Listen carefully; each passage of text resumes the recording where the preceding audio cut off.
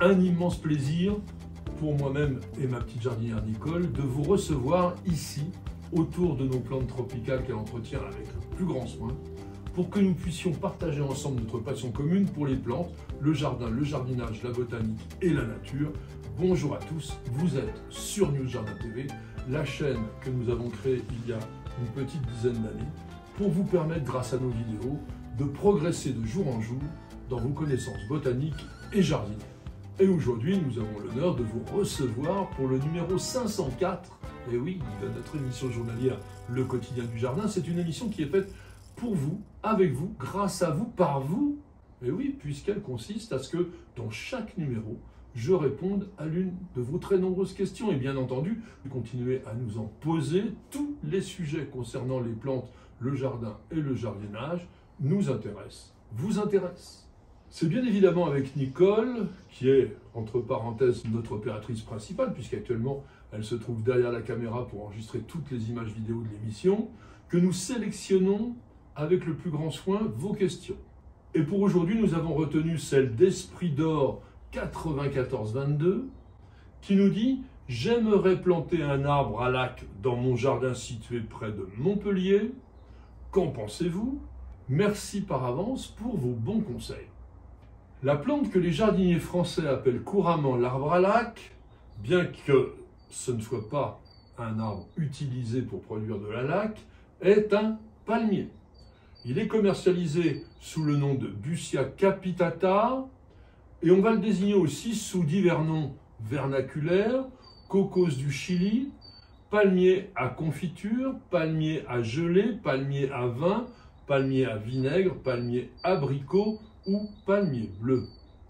Bien que l'espèce Busia capitata existe bel et bien, elle est originaire de la région au climat tropical de Minas Gerais au Brésil, et c'est donc un palmier qui est peu rustique. Les plantes proposées dans le commerce appartiennent en fait à l'espèce Busia odorata, et elle a été considérée à tort jusqu'en 2011, c'est pas si vieux, comme un synonyme de Busia capitata. Et Busia odorata est lui un palmier qui peut supporter des petites gelées jusqu'à moins 10 degrés, surtout quand il est déjà bien installé, ce qui va permettre de le cultiver sans problème dans la région de Montpellier, mais également un petit peu partout en France, dans les zones de plaine où l'hiver est relativement clément. Le genre Busia a été créé en 1916 par le botaniste italien Odoardo Beccari, qui fut l'un des taxonomistes les plus prolifiques dans le domaine des palmiers. Il a nommé pas moins de 35 genres et 550 nouvelles espèces. Et pour Busia, il a tout simplement utilisé le nom que l'on donne à ce palmier au Brésil. Aujourd'hui, on compte 23 espèces de Busia validées par la nomenclature botanique internationale et qui a listé également 44 synonymes. Comme tous les palmiers, les Busia appartiennent à la famille des Arecacées, famille qui a été créée en 1820 par un duo de botanistes tchèques, le baron Friedrich Karl Eugen von Berchtold et son compère Jan Svatopluk Prell. Aujourd'hui, les Arecacées comptent 471 genres et 2580 espèces. Les Busia sont des palmiers originaires de l'Est de l'Amérique du Sud. On les rencontre au Brésil, au Paraguay, en Uruguay, au nord de l'Argentine.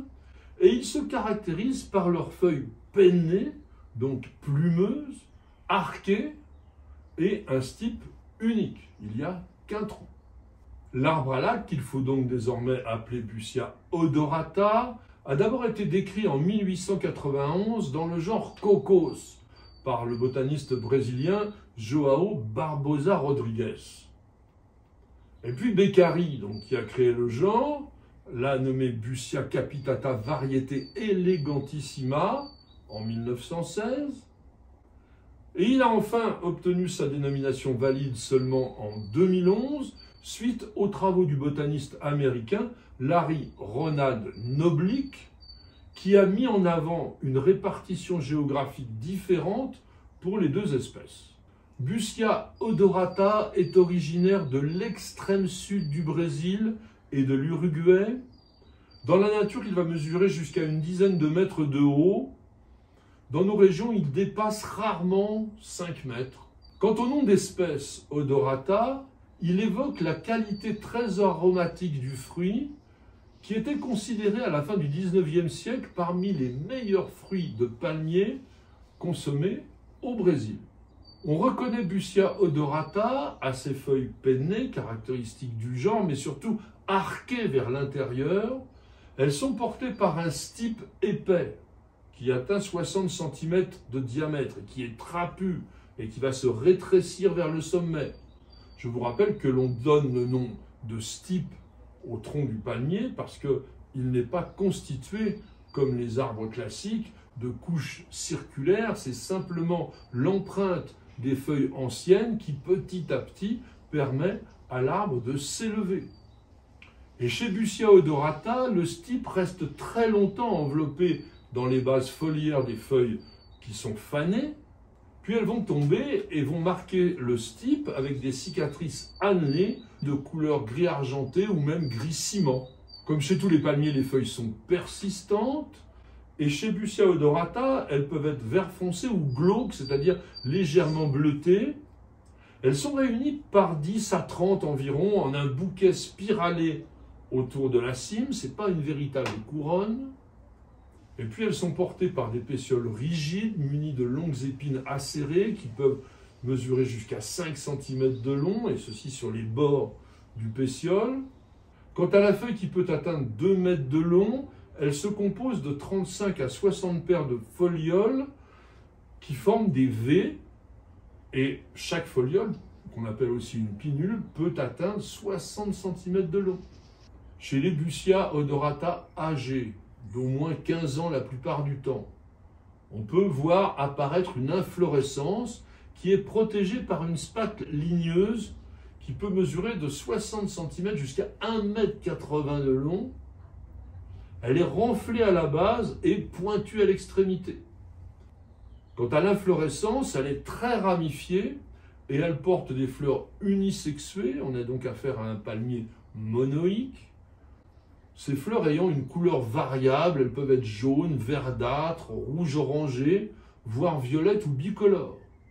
Après la floraison vont se former des fruits qui, à maturité, auront une couleur jaune-orangé, parfois légèrement ombrée de rose, et ceci vers l'extrémité du fruit.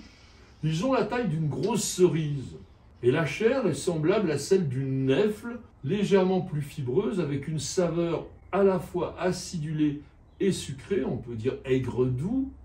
Quant au goût, il peut varier fortement selon la nature du sol. Certains y voient un mélange d'ananas, d'abricot, de vanille, avec des notes de pommes et de bananes, donc un mélange assez complexe. Busia odorata est un palmier très ornemental qui est considéré comme l'un des palmiers à feuilles pennées les plus rustiques. Il est plus rustique par exemple que Phoenix canariensis. Toutefois, il est quand même recommandé de protéger les jeunes sujets dès que la température atteint moins 5 degrés, et puis surtout de ne pas les exposer trop aux précipitations hivernales. Par exemple, il suffit de placer une petite serre démontable au-dessus du palmier pendant toute la mauvaise saison. Busia odorata doit être cultivé dans un sol très poreux afin que l'eau s'écoule rapidement au niveau des racines.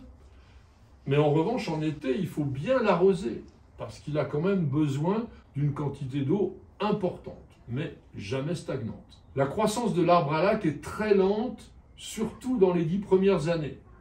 Cette particularité lui permet de réussir sans problème en bac, et dans ces cas-là, vous pourrez facilement l'hiverner dans une véranda ou en serre froide. Dans les jardins des régions au climat doux, vous allez pouvoir trouver 2 autres espèces de Busia. Busia eriospata, qui ressemble énormément, il faut bien le dire, à Busia odorata, qui possède aussi des qualités et des usages similaires, mais il se distingue par de très étonnantes spathes qui sont recouvertes d'un tomentum, c'est-à-dire une sorte de pilosité brunâtre, mais que l'on va rencontrer que chez des vieux sujets âgés au moins de 15 ans. Et puis vous avez Busia iatei, qui lui est assez grand, il va pouvoir dépasser dans les jardins 10 mètres de haut. Il a des feuilles plus courtes que Busia odorata, mais très fortement arquée, avec des pinules régulièrement réparties tout le long du rachis, c'est-à-dire l'espèce de tige centrale de la pâme sur laquelle s'articulent les folioles.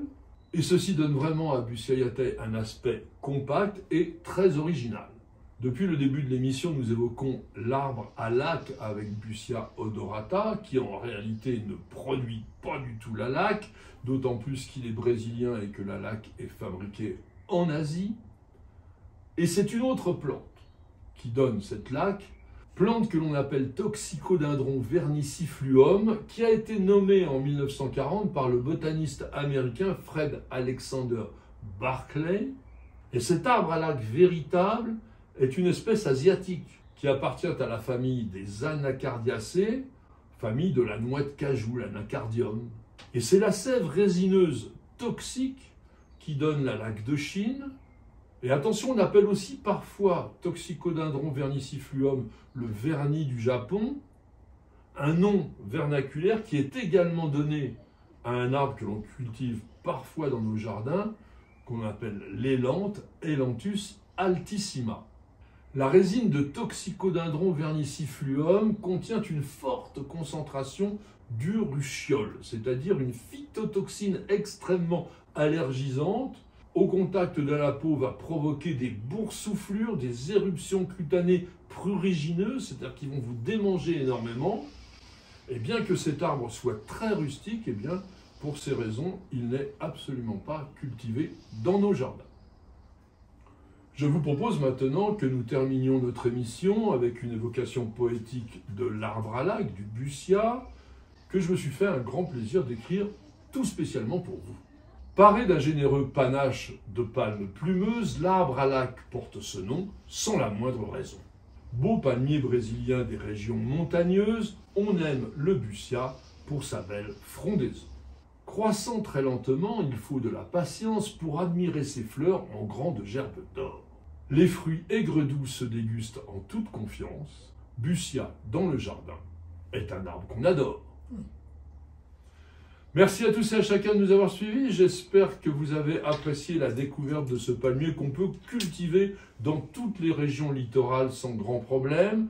Il est très élégant, très décoratif. En tous les cas, un immense merci d'avoir posé la question. Nous avons, grâce à elle, encore une fois, progressé dans la réalisation de notre fameuse encyclopédie des plantes et du jardin en vidéo, que je vous incite bien sûr à consulter sans modération. Aujourd'hui, vous avez vu, nous sommes au numéro 504. Madame, monsieur, je vous souhaite de passer une excellente soirée et je vous donne rendez-vous très bientôt pour de nouvelles aventures jardinières et bien sûr, pour un nouveau numéro de notre émission journalière, Le Quotidien du Jardin. C'est sur Nous Jardin TV et nulle part ailleurs.